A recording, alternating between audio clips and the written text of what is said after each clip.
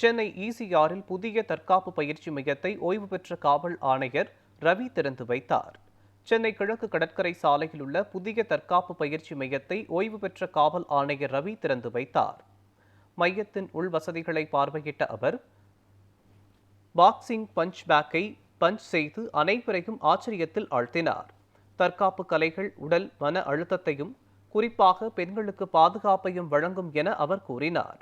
பெண்கள் விழிப்புணர்வுடன் இருந்து தங்களை தாமே காக்கும் திறன் பெற்றதாக வேண்டும் என்று வலியுறுத்தினார். போதைப்பொருள் ஒழிப்பு, சமூக விழிப்புணர்வு மற்றும் சுய கட்டுப்பாடே குற்றங்களை தடுக்க முக்கியம் எனவும், சைபர் குற்றங்கள் அதிகரிப்பை முன்னிட்டு பொதுமக்கள் எச்சரிக்கையுடன் இருக்க வேண்டும் எனவும் அவர் அறிவுறுத்தியுள்ளார். கிழக்கு கடற்கரை சாலையில ஜஸ்ட் கடலுக்கு பக்கத்திலேயே 360 MMA அப்படிங்கிறத சஞ்சய் வர்மா அண்ட் ஆதித்யா இவர்கள் சேர்ந்து ஆரம்பிச்சிருக்காங்க. இன்னைக்கு அதை நான் தொடங்கி வச்சிருக்கேன். MMA அப்படின்னு சொன்ன மிக்ஸ்டு மார்ஷியல் ஆர்ட்ஸ், அதாவது எல்லா தற்காப்பு கலைகளும் நிறைந்த ஒரு பயிற்சியை கொடுக்கக்கூடிய கூடம். அதான் அதுல கராத்தே இருக்கும், கம்பு இருக்கும், கிக் பாக்ஸிங் இருக்கும், ரெஸ்லிங் இருக்கும்.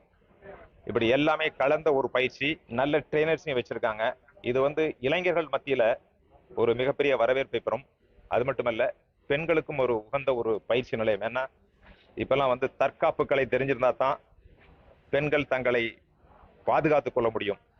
ஏன்னா ஒரு கிரிமினல் அட்டாக் பண்றப்ப இதெல்லாம் தெரிஞ்சதுன்னா ஈஸியா பஞ்ச் பண்ணிட்டு போயிட்டே இருக்கலாம் அவங்களுக்கு.